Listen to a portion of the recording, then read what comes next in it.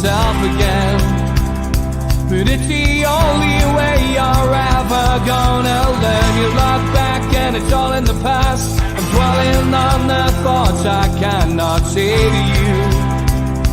If I don't say the words, then maybe it's not true. And it feels alright when they come and say. Good early evening from NUFC Matters. It is great to have Liam Kennedy back on the show. Good evening, Liam. Evening, yeah. I suppose it'd be evening when a lot of people are watching this, but always puts a smile on my face. That music. You know what? I was out on Sunday. I'm not going to tell you what shop I was in. I'm not going to tell you where it was because I could get some criticism here. But I was standing in a shop getting some bits and bobs on Father's Day, type of stuff that the kids wanted. Everything wherever you go. And bumped into one of the band members. He tapped us on the shoulder in the queue and said, "You know Steve, don't you?" And it was one of them moments. So I was like, "Oh yeah, I love your music." He's like, "Look, that was really good." I'm sure I said it was maybe the bassist or something like that of the Classic. Sounds. Yeah, quite good. I love to hear that, mate. I love to hear that. Well, they are planning a comeback of sorts. Once Johnny Allen is completely back on his feet, I know John's interested in helping the lads out. So watch this space, album 3, at some point, probably in 2024. That's the aim. Should be a bit more coming from the Long Sands. As always, we've got an hour to talk about Newcastle United and what is being talked about across the globe. Green tops, Tonali potentially signing for Newcastle, players being bought by Saudi clubs and loaned back. I can see that already developing in the chat. So let's go with Tom Dixon, who was in first. Question for Liam: what is the latest on Sandro Tonali's move to Newcastle? I mean, this again is another one that's been linked with Newcastle on many occasions before. Seems to have a little bit more substance. We certainly seem to be, our transfer window seems to be forming a little bit of an Italian flavour if you read the papers. Good, the country of incredible flavours as well. Yeah. Tonali, very much. The latest on it is, of course, that the latest we're hearing is coming out of Italy. So that is the latest news, is that leaked photograph that a lot of people have seen of the AC Milan hierarchy meeting with his agent, undoubtedly to discuss the future of the player himself. It's all I would say. All I'm going to say on it is remain cautious. This very much does have a Barella feel about it, although Newcastle seem to have been encouraged quite a bit to go in for this player as they were Barella. It's all about the fee, though. That's the only sticking point that I can see in any of these deals for players who are excellent performers at Champions League level, international level. It's the fee. I think a lot of the times when these things come out, the fee is very low. Barella was very low at 50, and Tonali looks low at sort of, I think it's around 40, 45. That's all I would say. I'd be very surprised if they get the player for that kind of money. But you know how these things work out. If there's the will of the player and the will of the club, Newcastle United have proven in the past that they'll go and do that deal. Sven Botman took them 2 windows. Alexander Isak took them a whole window. They'll do a deal if they think the deal's right. Anthony Gordon tracked over 2 windows. They do the deals that they think are right for the football club. Although, again, I see a lot of people getting really excited about certain deals and certain links that suddenly jump out of nowhere. And there is some substance to this, as there was substance to the Barella stuff last week. It just seems a low figure for the player of a standard that he is. So yeah, I would urge caution before everyone out there starts drawing them into their already planned team for the first day of the season. But look, it's got a fair bit of substance to it, and look, the type of things that won't be a problem taking players from Italy is personal terms. They'll be able to agree personal terms on any of those players that they're linked with. It's just the fee. The fee to me is fee to me using bits and bobs that I know just sound so low. So we'll wait and see. But yeah, don't get too excited. But it's definitely in the making. There is no doubt about it. Whether Newcastle can get one of these deals over the line is another thing altogether, because, as I've mentioned on this show many times before, there's so many moving parts in deals. This looks like it's got more moving parts than most, but they're not always easy deals to do. Sometimes deals for the best players and the ones who clubs don't want to leave are ones that can take a little bit of time. Yeah, I think it is going to be silly season for the first couple of weeks. Newcastle linked with all and sundry in the transfer market. Barry Hogan, of course, has the dubious pleasure of writing our list each week. He's up to 112, Liam, and that is dating back from the 2nd of the 6th, 2023, start of June, and up to the 15th of June. Of course, we've got another 6 days behind us now, so we'll be getting the next list very shortly. And names that have been chucked into the mix include Mbappe, Tonali was in there, Lucas Paqueta, which we'll come to in a moment, Felix Nemecha, who I think we spoke about last week, Arthur Melo, Desiree Doué, Nico Williams. I mean, the list is growing bigger and more outlandish by the week. There is something in that last one, because they asked about him in January, but I don't think I'd be surprised if that's a goer now, because it was kind of I think from bits that I sort of hear, I think it was potentially a backup to see if Gordon didn't happen, then I think Williams may have been the next on the list. But again, it's impossible to know exacts on this, but that was my take on it. Yeah, Benny, you're right. He says maybe a lot of these bids for Barella, Tonali, Maddison, all just to remind each club and each player that we've got plenty of options and that we are happy to move on, which is a good point to Maddison's make. An interesting one, Steve. Maddison is a question that Tom asked, so let's move on to Maddison. I mean, look, he's played like a couple of others. He's played very little in the internationals. He's got new family to look after. He's got a holiday to take, which all footballers are entitled to. Never. He's going to want to sort his future out, Liam, isn't he? So he'll always be on the end of a phone, I would imagine, if the right deal comes along. And a lot of stuff last week was suggesting that he preferred Spurs. I mean, none of this was direct quotation. Some of it, then you get the usual stuff. Well, his last prefers to move to London, not to the northeast. None of which, has got any substance. We don't know if any of it's true. It's all rumours and secondary rumours. But ultimately, then, we seem to have had an about turn. Some of the media now saying Maddison may well prefer Newcastle. He's looking at houses in the northeast, So, it's, again, for me, our kind of style on here, me and you, Liam, have often just said, just wait till the player's on the pitch with a black and white shirt in his hand and they're doing the video.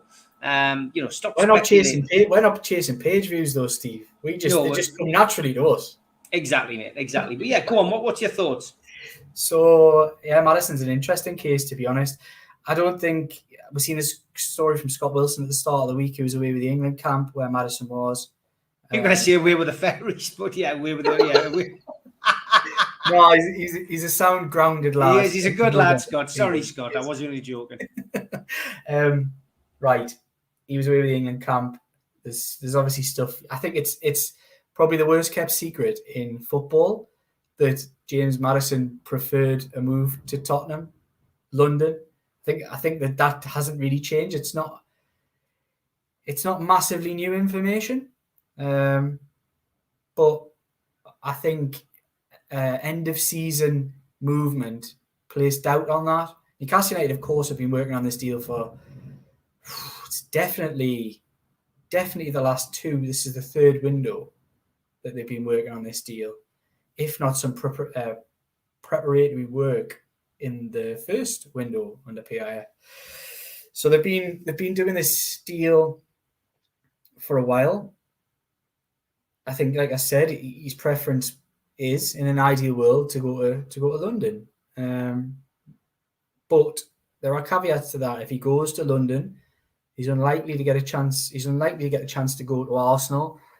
Chelsea, again, not really seen as a priority. That kind of signing for them. Ideally, they want a centre forward. And Tottenham fell out of the Champions League and fell out of Europe altogether. So they're really there are negatives to potentially going to Tottenham. Of course, Tottenham have got that European pedigree where most of the time they qualify for Europe. They very, very rarely miss out over the course of the last 10, maybe even 15 years. I'm not sure how far to go back.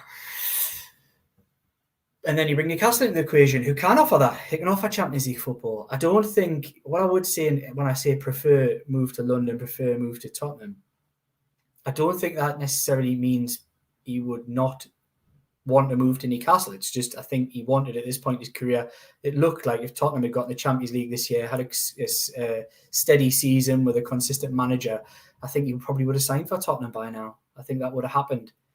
The fact Tottenham didn't qualify for Europe has almost opened the door even further for Newcastle United.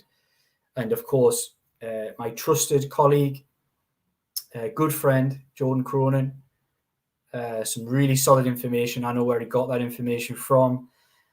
I know to be true, is that the player has been tentatively asking around about, what would it be like if I lived there? What would it be? What sort of, just tentatively asking in and around the club and people that he knows about the prospect of potentially living in Newcastle United. Now that could tell us anything. It could tell us nothing. It could basically be a lad asking questions just in case. It could also be somebody who's turned his mind to considering Newcastle United as a priority choice. We just don't know that. But as presented, that information is absolutely correct. I don't necessarily think doing the deal will be as hard for Newcastle as what it will be negotiating with the Italians on the certain deals that they've been looking at. I think it's an easier deal to get Maddison from Leicester. I think the fees being quoted are quite rightfully exorbitant for a lad with 1 year left on his contract. But really to get a James Maddison for 45 million, taking all contracts out of the equation, you're getting a very, very highly proven Premier League performer who scores and creates at will at Premier League level and has done for years now, for 3 years consistently, for quite a cheap price, to be honest. So even if you did have to pay 60, which I don't think anybody will, you'd still be getting a very, very good player. It's just that 1 year left thing and the relegation that kind of you feel like Leicester's hands weakened in that respect.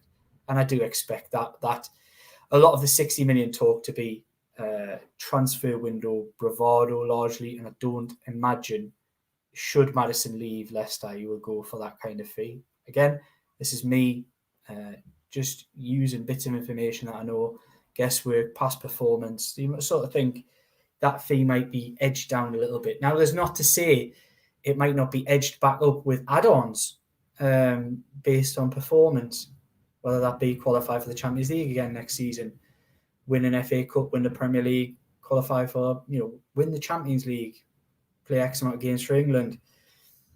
It could be dependent on a lot of things. So it wouldn't surprise us if there's something, but 60's a lot for a lad with 1 year left. And I don't think anybody will bite at that price. Bring it down to 50 and I think there'll be takers. Yeah, I think you're right, mate. I mean, £60 million. I think they're hedging the bets with that. I really do. It's one of those situations which just dragged on too long. I hope we get him. I still think it'd be a massive, massive upgrade on what we've got. It will be a marquee signing, and the fact that he goes straight into that team, straight into that squad, and hopefully work his way into the team, it gives us so many different options. I'll be delighted if he comes. And then go on. I was going to ask you a question, what you think, because it's a lot of. It's the thought process that constantly goes through your mind. It's where does Maddison fit? Where does James Maddison play in this Newcastle United team for you, Steve? It's very difficult, without changing the formation, I think. Although he can play wide, and it would put big question marks as to, what the player wants, I guess. Not just what Eddie Howe wants. What Eddie Howe has shown is, he can transform players from being one thing to another. He can change players who Newcastle have potentially looked at as let's take Joe Linton, probably the best example, who was being forced into being a centre forward when it's quite obvious now that he was, a midfielder, and he's comfortable wide left, he's comfortable in the centre. James Maddison, I think he fits into that mould of A, he's English, B, so he's played in the Premier League. He's got European experience, which will be vital next season. but also he's adaptable. He can play in more than one position. He's the kind of player that if you asked him to roll his socks up, when the backs were against the wall, if he had to drop in at left back, you go and do it for you. I think it's going to be difficult. I think Newcastle will change. They'll have a plan A and a plan B like they had last season. But I think with Champions League, they're going to need a plan C. And I don't know whether he'll be regular. I think he'll want to be a regular, but I think that's the beauty of what Howe's done at Newcastle. He can pick, and his squad rotation is there. It's something we've not been used to, because usually we've had a weak squad. So it's literally, if those first team players aren't available, and you've got to make do and mend. Again, I think we're moving on from Stockholm syndrome to welcome to the big boys league, because eventually you're going to have 24 players and any one of them could play. Do you know what I mean? I've gone around the houses with that answer, but it's such a difficult one to answer. So I've got my opinion on where. Go on, then. Where do you think? Because I think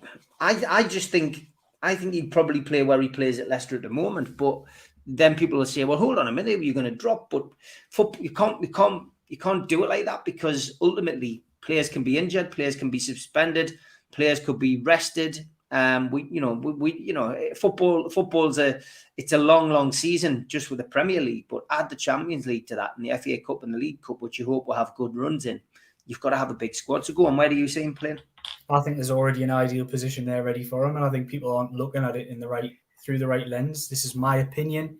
I'm not saying it would come to pass in this way necessarily, but I think there is a midfielder and a wide player who constantly interchange between positions, and I think the idea is Joe Linton is best fitted on the left-hand side, but easily tucks in when it's needed, and swaps places with Joe Willock in regularity throughout the game consistently. And for me, I think that's where James Maddison would play. I think he would interchange as an attacking midfielder, stroke wider attacker between Joe Linton in the middle, and he would just basically replace Joe Willock in the side. I think that's I think it's perfectly suited. Allows him to pick up the ball almost in an inside 10, like inside or just off the left 10 position in a lot of attacking positions, and that's kind of where he wants to be with that right foot of his. Yeah, lots of suggestions coming in. John Justice Allen says see Maddison as a number 10 at home. Lots of people talking about Paqueta, so let's move on to that. I mean, Paqueta's been linked with a move to Newcastle not once but twice before going to West Ham. Allegedly the player we were looking at before we went in and signed Bruno from wide left, if you like. So it's a name that's been linked with us, but he's only been at West Ham a season. I find it rather strange to suggest that he would come to Newcastle, but there seems to be a momentum building up around it, and again, maybe because of the links with the Brazilian players that we already have. What's your thoughts on this Paqueta move? And a lot of people in the chat are very positive about it. They would love to see Paqueta at Newcastle. I don't really want to be like always like the negative person, but a lot of that talk last summer, the Paqueta stuff was a lot of it was like fan generated. Well, it was because people were sitting on rooftops getting photographs of Paqueta in the back garden with Bruno with a strip on. It was just so much of it was fan generated. The actual level of interest that Newcastle United had in Paqueta last summer was so far removed from the amount of fan chatter that there was about Paqueta. He's a player that's admired and liked. Not for 1 second were they going to sign him. And I think I probably said that. If you roll the clock back 12 months... You did say that. I was saying the same thing then. So I'm really interested to know where people are getting this Paqueta stuff from, whether they think it's a goer. Come in the chat and have a conversation about it. But for me, I just don't see it. And I don't think he's a player that's really... He hasn't massively impressed me. I'm not going to lie. There are flashes of quality in certain games. Ability to pick a pass. Flatters to deceive a lot of the time. I just don't... just don't see it, and it wouldn't be a player that I would be looking to pay because his value hasn't gone down. No. West Ham don't need to sell. So I wouldn't be paying more than anywhere near what West Ham paid for him. I certainly wouldn't be paying more. I just don't get it. I think, is this people getting all romantic about the Bruno link-up again and then seeing Joe Linton in there and getting these hard eyes and romanticising about Brazilian nights on Tyneside? I'm not feeling the same. I'm sorry, lads and lasses. I'm just not getting it. Yeah, I think I've got to be honest. I think we've got the right player. Although I've been impressed with the way Paqueta's, carried himself, and I mean they've won a trophy, which is more than we've done. Yeah, of course, and that's why I don't really see them picking apart that team. And he played a crucial role in that game. He did. I mean, laid on a beautiful pass for Bowen's winner right at the death. A legend in many ways, written himself into the history books of that football club. Just don't see a deal happening. I mean, no. I just don't see any, unless somebody comes out with something clause-wise or whatever. I just don't see it. Okay, afternoon, everyone. Neves on a 2-year loan. Can that happen? This is all because of the move, of course, to Saudi. Talk about him potentially getting loaned back to the Premier League, which is, I'm not, again, another one which Newcastle don't entertain rumours. They're just literally dealing facts and present the players, and we just accept it. But yeah, I mean, what's your thoughts on Neves maybe getting loaned back to Newcastle or a Premier League team? No. I don't think it'll happen, no. Why would they do that? Somebody give us a reason as to why they would do it. Tommy Wilson as well asking if the Saudi club board Victor Osimhen, can he be loaned to Newcastle as well? Yeah, it would be good, wouldn't it? Why would they loan him? Why wouldn't they just sell him to Newcastle for $1.5 million? Exactly, yeah. If it was all about doing that, why would you loan him? You just sell him. No, I just don't say. I don't think. Let's all get out of these silly bubbles and just come back to common sense land.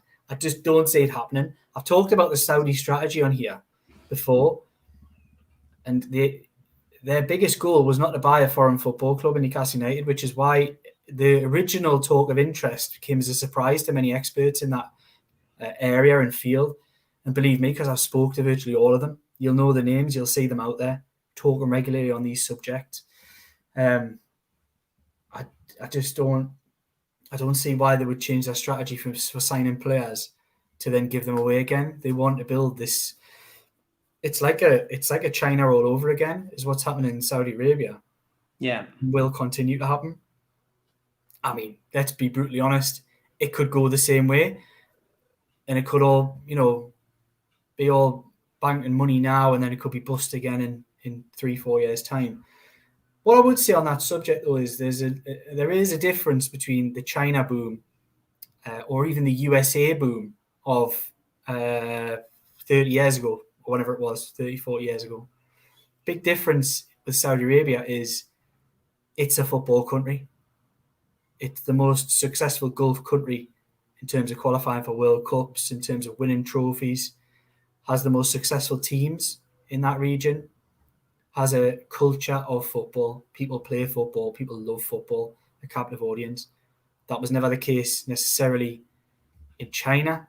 It was almost like an artificially created culture that has built and built and built from the 90s. But this is ingrained in Saudi culture. Having spent a little bit of time over there and spoke to a lot of people about this, it's ingrained in their culture. The Gulf nation for football. Again, you could never say that about America. It has too many competing elements.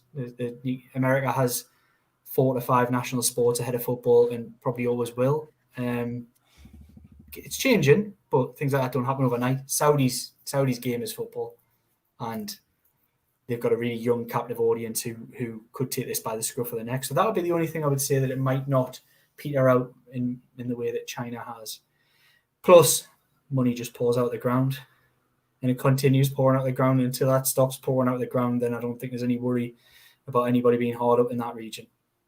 No, Ken, you've got to be a bit patient, I guess. The European Transfer League doesn't open until the 1st of July. When that opens, I think we'll start to see things moving. And nobody's really doing any business. Lots of people talking, lots of people putting betting, putting money in, putting bids up. Sorry, we've seen Arsenal trying to prize Declan Rice away from West Ham, and failing with a £90 million bid. We've seen Mason Mount, the battle between Man United and Chelsea started. So again, a lot of these clubs, showing their hand early. Newcastle, of course, will just bide the time and do the business they need to. But I keep saying it, it's all right to talk about it, Ken, and have a chat about it on podcasts like we do.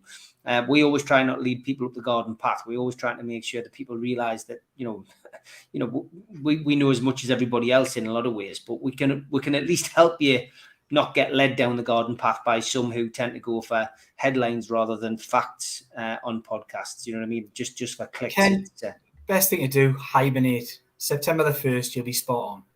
Exactly. It's a good bit of advice. It's a good bit of advice. If you want to get some really good information, though, of course, all you need to do is get your phone out of your pocket, your smartphone, go over the QR code, scan and sign up for the free NUFC newsletters at Newcastle World. And if that one's not big enough for you, use that one. Scan and sign up for Newcastle World's free email newsletters. The best team in the Northeast for Newcastle United coverage. Okay, halfway through the show, time for the ads. A big thanks to all our sponsors: Skips and Bins, telephone 0800 25 45 25 3, email inquiries at skipsandbins.com, website skipsandbins.com, easy contract free and pay-as-you-go waste collection. Thanks to Mr. Vicky's sauces, which are handmade in Cumbria. Their website is mrvickies.co.uk. If you want to contact the guys, email info@mrvickies.co.uk or telephone 01768 210 102. Big thanks to New Workwear. They are an agile and dedicated workwear provider launched in 2018. For more information, go to their website, newworkwear.com. Big thanks, as always, to Media Arts for the help with the video side of things. If you want to support the channel, hit the subscribe button, become a subscriber today. Hit the thumb up under the video, which likes the video, and click share to share to your other social media. Click join if you want to become a member of the channel for as little as $1.99, or take a one-off payment for the cult membership. You can get in via this QR code if you've got a smartphone, or look for membership pack on the website, nufcmatters.com. What do you get for your one-off £25 payment? You get a scarf, a pen, and a cup, and a membership card, and entry into the monthly draw. Don't forget, if you want a car sticker, all you need to do is subscribe to the show and then email John at NUFC Matters, and he will post you a free car sticker out. We're also available as a podcast on iTunes, Spotify, and other podcast providers. And we also support the food bank on this channel. NUFCfansfoodbank.co.uk is the virtual matchday bucket where you can make a virtual donation 365 days of the year. The new Alan Shearer raffle is underway. 150 tickets at £1 a ticket. You could win a limited edition signed Alan Shearer ball from the 260 dinner. Enter now at nufcmatters.com. We've got a few events coming up. August the 5th sees Gavin Peacock at the Tyneside Irish Centre. Tickets are £10, and you can get them now from nufcmatters.com. Our Christmas event takes place on the 7th of December at the Tyneside Irish Centre, and that's an evening with Frank Clark. Tickets are £15 and available from nufcmatters.com. Finally, Waddle, Keegan, Beardsley and friends. The class of 84 is on at the Town Theatre and Opera House on Westgate Road in Newcastle on Thursday, January the 23rd. Tickets are now available from the Town Theatre and Opera House.co.uk or telephone 0844 2491 000. That's the box office telephone number 0844 2491 000. Tickets flying now for that, by the way. I mean, I put that event on sale early, really just because we'd confirmed it early, but tickets, remarkable sales so far. Just had an update for that. So there are going to be a few guests coming along to that as well, people who you won't be surprised to see, and a couple of surprises as well. So well worth coming along to that event, and a great Christmas idea as well, to be honest, for people moving forward, as it is the longest day and the nights will be getting darker from tomorrow. Me missus hates that. What are you doing? Can't wait to have get the blanket out, get the hot water bottle and that. Nice cups of cocoa before bed and that. Oh, I'm not having that. No, give me the sun. Give me this lovely sun any day of the week. Well, Steve, we've got our own little potential summer event. Yes, we have. We've got one lined up. We'll have the flyer done for next week's show, I think. I'll probably start promoting it on the Amigos Friday or Saturday. But yeah, we're going to be doing a road show, aren't we, Liam? Yeah, it'd be really good. Like, it'd be interesting to see how much interest there is out there for it. Me and Steve haven't done anything for quite some time, so charity one in Jesmond was the last one we did together. Yeah, it was, and it went really well. Really positive response to that. So yeah, we're going to give it a little whirl again this summer, potentially towards the start of the season. Yep, keep an eye out for that. We will announce that very shortly. 5 tickets left for this as well. I've been asked to promote this 1st of August. Rob Lee, of course, he's doing back-to-back events. The one the night before is sold out. Only 5 tickets left for this. If you're intending to buy tickets, do it. He won't be booking a 3rd night in a row. He's only doing 2 nights. So it was after the success of the first one. Great little venue that. If you haven't been before, get yourself down. Time Out Surf Cafe. Come along and see Rob. Okay, players going out causing a little bit of disconsternation amongst the supporters. Trolls are saying, I think us holding on to Dummett, Richie, and now maybe Isaac Hayden won't make players think, yeah, I'll join NUFC, in my opinion.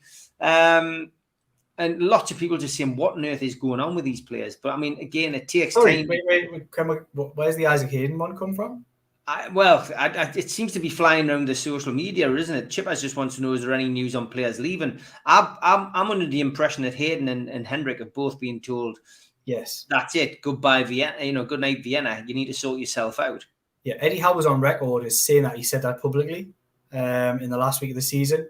There was no way back for, not in a nasty way. It was just that the decision had been made on Hayden and Hendrick. I mean, Hendrick, you'd imagine that there is definitely no way back. I just don't see a way back for Isaac Hayden either, even as a squad filler. Great servant of the football club. Love him for the work that he did at this football club. Very committed. In tough times, he did a great job for Newcastle United. But you just look at the way this midfield plays, and I don't see Isaac Hayden. I don't see Isaac Hayden's head above water playing in this midfield personally. But you never know. I mean, stranger things have happened. I'd be surprised, though. Leaked green strip from I Like Copy says, did you see the possible leaked away kit? I'm not personally very happy with what they did with the club crest. Yeah, I mean, look, it's all green if that is it. You either love these or you hate them. I mean, and sometimes they grow on you. The yellow stripy one that we had in 2009-10 season, the promotion season. I pretty hated it when it came out. Yeah. By the end of the season, I was buying one for my holidays. So before last season, the last kit that I bought wasn't the yellow one, but there was a 3rd kit as well that was like a black and blue stripe one. Was nice. That was nice. That was the last kit I bought before last season's strip. In my mid-30s crisis, I went back to buying football kits like I was a teenager. Yeah, it's weird, isn't it? How strips can grab you, but I think it's good. I think it's good now as well with strips that you know what you're getting. They are decent strips, and you're wearing them because you support. You feel 100% proud to support your team. You know what I mean? Whereas in the past, you'd buy a Newcastle top, you'd stick a tracksuit top over the top of it. You'd still be wearing it, but you'd just be like, oh God, didn't want to remind myself of what I've just watched last weekend. No, I think the green one. So like I said with the black and white ones, I've had information on all of the kits, the 3, having not seen a photo of any of them until obviously the black and white one came out. But I'll be brutally honest, that green one sounds like it fits the way that it was described to me. That it wasn't, because I did say that on here. It's not a pure green kit. It's got pattern through it, and the person who described it says it looks decent. Maybe we have different taste. I'm not 100% on it, but look, it's all right. It's all right. They'll probably wear it sparingly, very much like they did the white one. Mm-hmm. But yeah, and there'll be a blue one, which I'm led to believe. I don't think the blue one's. I think the blue one's meant to be the worst of the 3 Good job there's a good home one anyway. We kind of complain about that. No. Well, some people do about the stitching and that, but that was 2 weeks ago. Did someone say Osherman went to Saudi? Jody Jedi? It was a hypothetical question, mate. So don't panic about that. Although it would be funny if he went there and Newcastle signed him. Of course, I agreed exactly what Thomas was trying to say. And David. Yeah, it would be funny. He may be there on holiday. Your podcast with the Queen of Paranormal. Dave was saying, I can't wait till the weekend. And I was thinking, well, what's happening at the weekend? And he goes, oh, your podcast with the Paranormal. Yeah, I've done a wonderful interview with Yvette Fielden, which goes online this week. Yvette's a good friend of mine, and she was the youngest presenter of Blue Peter. Of course, she is best known, I guess, for Most Haunted TV series, which was very, very successful here, and people like Derek Acora, of course, presenting that.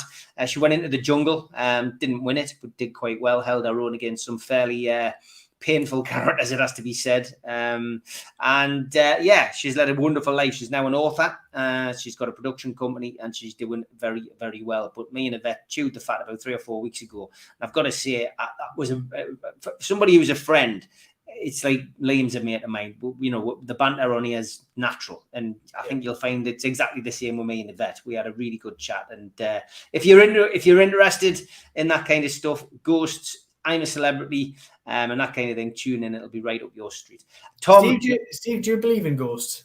I do because of my name. My name means ghost. But yeah, I do believe in ghosts. I do believe in the supernatural. I do believe in the other side. I've been into a Romani traveler's caravan and had me fortune read after the death of a relative. And I've got to be honest. I'm a believer in that. I am a bit of a believer, but I certainly believe in ghosts. I think it would be ignorant to think that there's nothing on the other side. But yeah, ghosts. Very interesting. And some of the stuff, if you watch some of her back catalogue of shows she did, one in particular where her husband, who was part of the film crew, they went into one of these places which really should have been exercised, and it wasn't. And he came out with cuts on his back. Everybody who went into that room, there was a horrendous spirit in the room. There was a horrendous feeling, and they were actually physically attacked, and it drew blood to all of them. And he's still got the scars on his back to this day. So explain that. I can't, but nobody can. For me, we're going on a tangent. Is this a Newcastle United show? We're talking about the paranormal here, but I don't know. I just can't. I can't without physically seeing, feeling, hearing. You wouldn't want the scars. You wouldn't want the scars on the back. You wouldn't want the scars on the back he's got. I'm telling you now. It's it can be uncomfortable. I'll tell you another person who's big in the northeast, looking for a Newcastle angle. Somebody who used to be the stadium announcer, Alan Robson. He's another one who's done so much of this over there. I used to listen to all of his things he did. These were like the best things ever when I was a kid. He used to do Chillingham Castle and all that kind of stuff. Yeah, I mean, some of it sounds absolute baloney, but some of it, I'm telling you now, is very genuine. And well, I tell you what, Liam, what we could maybe do one day is we could go and have a night in Chillingham Castle together. How good would that be? Should we do that as a podcast for the show? Me, you, and Jordan. We need to do that, a Halloween special. We've got to do it. We'll be clinging onto Jordan's legs. Okay, I'll have a chat with Alan Robson, see whether we can sort something out. He might be up for that. He might do a collaboration. Okay, Tom's in my mind of thinking he loves to watch the snow falling. You see, that's because it's the longest day, and the dark nights will be drawn in the next couple of weeks. My missus has just walked in and just going, no. I'm with her, definitely. I'm not having this. No winter talk yet. Big up NFG. Good to see you in the chat. Anyway, back to football. People will be going bonkers because we're not talking about football. Gabriel Vega says, Tom, if Benitez is appointed as their manager, do you think Newcastle might have a chance of getting him now? No. There you go. And anything in the Amrabat links from Italy again, says Mark. Class player. Would fit the type of player that they're looking for. I hadn't heard it, being brutally honest, but like I say, they are working to lists, and he could well be a name. He's a high quality defensive midfielder. I wouldn't surprise us if he was involved in some of the lists. I'm not sure on age. I don't know how old he is though. That might be one thing that maybe doesn't quite tick the box, but I'm not sure. Again, I'm not an expert on the player, but I do remember him from the World Cup. He was excellent for his country. Yeah, okay, it's one to watch again. I'm sure Barry's already added him to the list, who chips in with this question. He says, Liam, who would you prefer, Robinson or Tierney? Of course, Robinson now heavily linked as a potential the Fulham left back. If I was to choose, I'd probably go for somebody else. Yeah. I'm not 100% convinced on either. If I was to choose between the two, purely as footballers, I would go for Tierney, personally. Mm-hmm. But his injury record is not something we want to take on board, personally, I don't think. He was flogged as a 17, 18-year-old, 19-year-old, playing 40 games in the Scottish Premiership, plus another 6 to 8 in the Champions League every season as a teenager, and it's just he's now feeling the pace of that at 24, 25, 26, whatever he may be. I just don't think Newcastle need to take that on board. Okay, yeah. When you said flogged, I thought you meant like flogged, like, like stuck on a rack. Medieval torture. Yeah. We're not doing that podcast, Steve. No. No, that was probably the ghost that got flogged and then decided to take it out on Yvette and all the gang. Good afternoon. Would it be good business for clubs to loan their players to Newcastle, given the amazing turnaround Eddie has done with the Joe Linton Longstaff, etc.? Any clubs, I guess. Like who? Chelsea? We wouldn't want half of them, would we? Yeah, there's a few. There's a few I would maybe take, but I think it's going to be a weird summer for them. Like they clearly have their mindset on recouping this money that they've spent, and now they're getting held to account by the teams who will just go, well, I'm not buying them for that. If you want to sell them, you can sell them to me for the price I want. Otherwise, you can jog on. Chelsea aren't going to find it easy. No, because there's not many takers really, unless the Saudi checkbook continues to flow. Then there isn't really many takers for the players that they want to get rid of. A really thoroughly shocking way to go about your business with the money that they've had and spent. Mm-hmm. They get out a jail card. Looks like it might be the Saudis. Yeah, we'll come to that. And because Ian McKenna says, what do you think of Gary Neville saying the Premier League should ban sales of players to Saudi?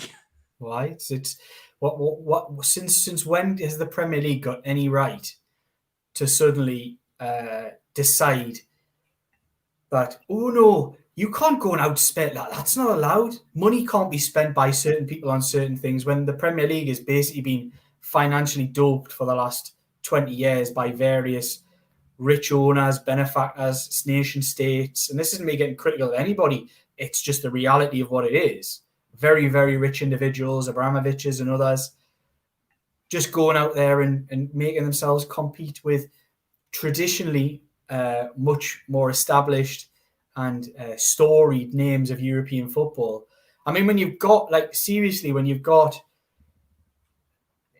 there's something. One thing I think people overlook too easily is the world of football is slightly out of kilter here, and it is basically because of Premier League money. When teams like Newcastle United, who were in a relegation fight, and this is only using this because it's a very relevant and recent example. If Newcastle United can go and take a player who AC Milan, one of the most storied and decorated football clubs in the history of the game, they can beat them to a transfer, then you know there is something wrong with the kilter of the game. It's slightly off, and it's all to do with money. So I don't see why all of a sudden, because somebody else in another league is spending money on certain players, and it boosts some clubs who've got lots to sell. I mean, they've got a lot of really mid-ranking saleable assets. I mean, Chelsea have got so many saleable assets in their squad compared to Newcastle United, who've got zero. There's zero saleable assets, really, and players you'd want to get rid of. Chelsea have probably got 30, including probably 15 players who still play for their 21s or out on loan in the Championship, etc. last season. It's no surprise that they're going to be able to recoup money. So I don't know why anybody would be getting their knickers in a twist. Gary Neville's clearly getting his knickers in a twist because he's panicking about Man United, isn't he? Yeah, of course he is. Panicking about Chelsea coming back to the party, which they might well do with a decent manager and a bit of structure. I'm not saying it'll happen next season. It's interesting to see how it'll play out, but it could happen. It's not out of all realms of possibility, because a lot of the stuff that made Chelsea good only 2-3 years ago is still there. It's just had a load of crap piled on the top of it since. If you scrape away a lot of that crap, you get back to a pretty solid club. Ultimately, I'm not saying financially long term they're successful, but yeah, they haven't suddenly become a horrendous team and horrendous club overnight. You can arrest that with a little bit of solid management. See Rafa Benitez at Newcastle United for that example. Yeah, I had to Google this guy, BT. I hadn't heard of him. And I've also got to make sure, even though I trust BT in the chat, I have to say, as I trust most people in the chat. That sounds like you can never be sure whether someone's trying to pull your pants down with a name or trying to trick you up. Real, man. From where?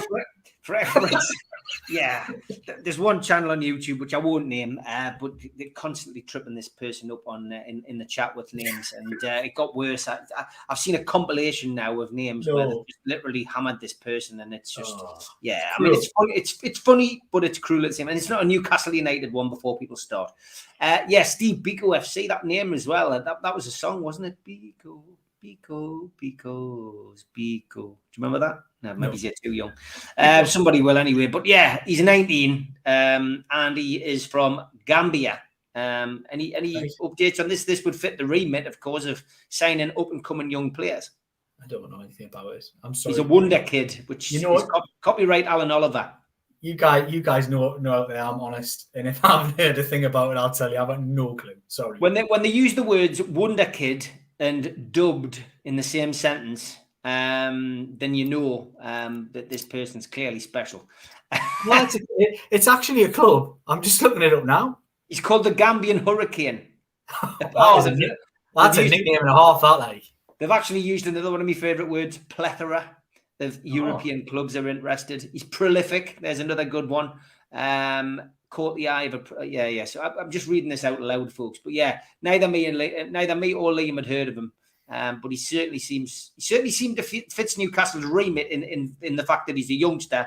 He's the top of his game in that country, and maybe Newcastle could be interested. So it's as much as we know. Liam should go on a ghost hunt, and he will believe, says Dave. I'm back up for this, Dave. Like I'm if Steve can get this sorted out, I'm ready to believe. I'll be convinced. I wanted to mention on the names, club names thing. Don't know if anybody else picked up on this. I try to get me writers to do, but they weren't as excited about it as what I was. There is actually a team, let's get it right, in Gibraltar who entered the Conference League this season, having won the Gibraltar League, I assume, called Bruno's Magpies. I know them. I know the manager. Do you really? I've been to Gibraltar. I did some work over there to try and take Anthony Joshua there when I was promoting boxing, and it never came off. Unfortunately, the guy, for whatever reason, I think AJ ended up announcing a fight, and then he never came back to us. But I got a trip to Gibraltar out of it, and I tell you what, it's a really nice place if you've never been. Yeah, it's fantastic. It's a really nice place. But yeah, did you know the story behind it? Do you know the story behind it? Because I was thinking, obviously, the Bruno's thing is to do with a bar or something like that. That's kind of there. But the Magpies, they wear black and white. And they're called the Magpies. It's only going to be Notts County or Newcastle United, isn't it? That the origins are from. Do you know anything about the backstory? No, I'll have to check it up. It's actually a mate of mine. It's his cousin or his nephew or something like that. And they're not Geordies. They're from Gibraltar. But the guy actually came over and played in the Pavel Cup because he wanted to network and meet people. So he's been over a couple of times. I'll check it out. Maybe something I can do for you. But I'll have a look at it and see what I can find out and see if it's the same kid. The bizarre thing about Gibraltar is every team plays in the same stadium because it's a small island. So they actually all play in the national stadium. So when you've seen England play Gibraltar in a friendly, for example, then they play in the national stadium. Well, that's where each of the teams play. So they all have to play on different nights. For the league season, that's how the league season gets seen through. I think there's 2 pitches, and it's an all-weather pitch as well. Was it Scotland that played in a World Cup qualifier or something? I can't remember. It was somebody, and I remember seeing. I was going, Christ, I've actually sat there. I've actually been at that stadium. Weird. Absolutely weird. Anyway, we've digressed a lot tonight. We've still got a few things. Any news? Any thoughts on the retained list, Liam? No, nothing unexpected about it, really. I think the little quirks that came out of it were, let's Let's try and get it right. It feels like so long ago, the retained list. Was it last week? Yeah. Richie's extension triggered, like a 1 year extension triggered, and the same with Dan Burn, which is two little minor points that we didn't know about. Beyond that, then I think everything was as to be expected. Good old Chris Collins trying his best. Good one. If you'd put Scott Chegg, but not Scotty Chegg, it's not quite the same, Chris. Scott, you see, that's one of the ones that lad's been caught out on that I've seen. Scott Chegg. I think there's been some more interesting ones than that. oh no, there definitely has. It'll be 9 days before Karius's contract expires. When will we expect news from the club? Says BT. No idea. They're in talks to sign him, and that's actually in some ways, from little bit to here, they obviously want to keep him. But I think ideally he was wanting to probably move to Italy if he could. So we'll have to wait and see on that one. I don't think it's a definite. NUFC Matters Ghost Hunt, sign me up, says Barry. Steve Hasty going on a ghost hunt would be hilarious, Craigie. It would be as well, mate. Does Steve Hasty believe in ghosts? We'll have to ask him on Friday. Yeah. We'll have to get Steve to set me up, says Dave. Yeah, I'll do it. No worries. Latest on Bass Tossed. Still in Jesmine Hotel, probably. Oh, Chowdhury and Dust. Old days. Imagine Pato in a haunted house. Dear me. Benny says, anybody hear the recent Kieran Dyer interview? He said that he refused to play right midfield for Sir Bobby because he'd seen Craig Bellamy successfully argue against being put to the left midfield the week before. It's all coming out now, isn't it? They're all selling their soul. I mean, Bellamy's clearly not doing so well in his personal life, and he's coming out and doing podcasts. I saw him on the Central Club podcast. He's having a pop at Malcolm McDonald. Was he? Aye. In fact, Malcolm had a right to reply on Thursday's show, and he said he's talking utter rubbish. He wasn't very happy. Couldn't lace his boots, man. What's he talking about him for? He was saying that the Three Legends programme used to just slag him and all the players off. So I told Malcolm before we went on air, I didn't drop it on him. But I tell you what, off air, he wasn't very happy. He was a little bit more subtle when we came on the show. But yeah, he just said he's talking a twaddle. What's he expect? He should be getting some kind of criticism. But yeah, it's all coming out in it. You know, those two, we knew they were the two troublemakers in the dressing room. We did. It's nothing new about that. Maybe I suppose the slight nuance there is the idea that he'd heard Bellamy the week before, isn't it? Rather than the actual, I think we knew that he'd been refusing to play in certain games, and it was the kind of beginning of the end for Bobby Robson. I mean, I think if everybody's honest with themselves and roll the clock back and go back to that point of when Newcastle United did finish fifth, I'm sure it was with a bit of a streaky point at Liverpool or something like that on the last day, if I remember rightly. Finished fifth. It hadn't been a great season. And I think there was a lot of feeling that almost had the time come, and he hung on for that summer and got through to the start of the next one, and then eventually was bulleted. But I do think a lot of the time it looks like a terrible decision when you go back. It really does. But I think at the time, I think there was a lot of people were thinking it was probably the end. It felt like the end for Robson. And I think people love to revise history and try and almost look back favourably and say, oh no, that should never have happened. I didn't think that should have happened. There wasn't proper riots when he got the boot, really. I think everyone kind of felt the time had come. I'm laughing because what we've actually done is now, John Allen in the chat's gone, is Steve Hasty actually a ghost? Known fine well. On Friday night now, we're going to get a load of lookalikes of ghosts and Steve Hasty. Neil Calvert says he's cutting holes in it. Well, I was going to say cutting holes in a bedsheet, but that could be potentially seen as something totally wrong. Inappropriate, yeah. We'll get reported at the club. Neil Calvert says, evening, Steve, just in from work. Who's the first one through the door? You are, Neil. See what I did there? Yeah, I do see it. I have no idea. Stephen Kennedy says, let's all go to the schooner at Almouth for a ghost hunt and stay in room 28. It is haunted. Cheers, Stephen. That's interesting. We're getting lots of interesting stuff on here. I might get Yvette to come up as well. 60 million for Tonali, 65 euros if they take Fraser. Jens, I like your thinking. Ghost pictures are lined up already for Friday, says Benny. Bellamy was a good player, but a little, I think you're right. Yeah, And we've had some good figures tonight, Tom. Thank you for promoting it as always. John Askew, good evening, says, afternoon, everyone. Liam, is there a decent chance we might have a couple of overseas deals already agreed for an announcement in early July when the window opens? Date one now. It doesn't necessarily have to be overseas, but I think the aim is that they would like training starts on the 7th. So I think that's the 7th. I can't, without checking my diary and the dates, I'm sure it's the 7th.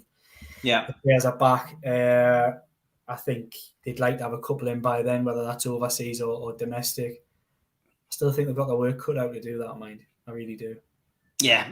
Look, there's no panic. That's what I think. That's in the words of Captain Mannering and Zaphod Beeblebrox on bloody Hitchhiker's Guide to the Galaxy, don't panic. There's no need. We'll be fine and we'll get over the line what we need to get over the line. Tom Dixon says, is it true that Hull and Borough are potentially after Carl Darlow? Long-term interest from both football clubs in the player. I'd expect them to leave this summer.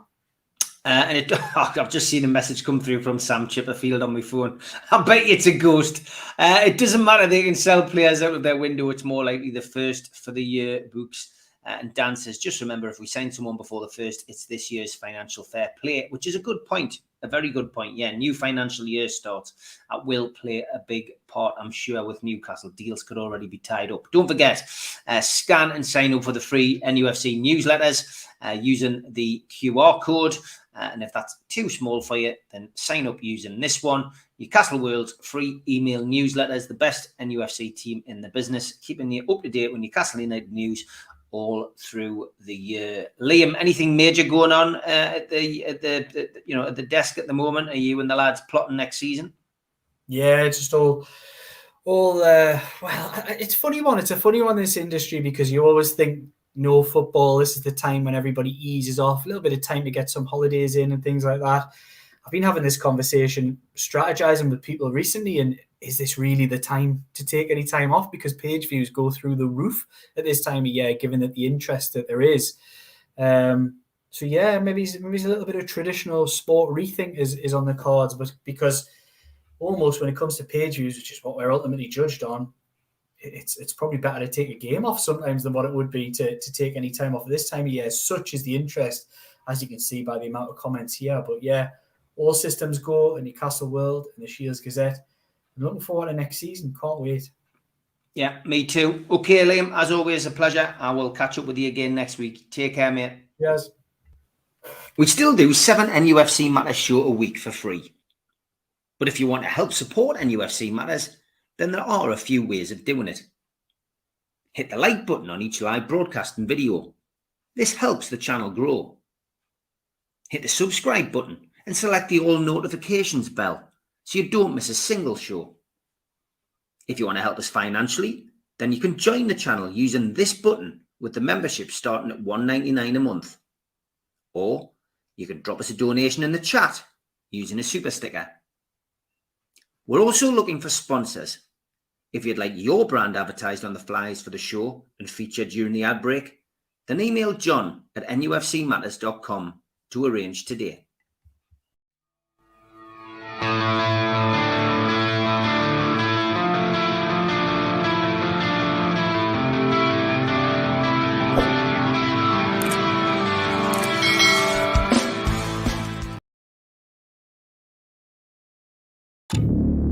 Mr. Stephen Sayers, I'm arresting you on suspicion of armed robbery. You do not have to say anything. But anything you do say may be used in evidence against you. I shall be moving on soon, so I want to ask you a favour.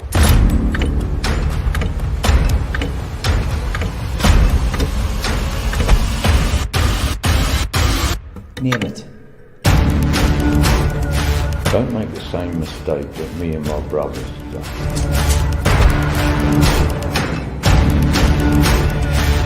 And if you try, they'll throw away the key.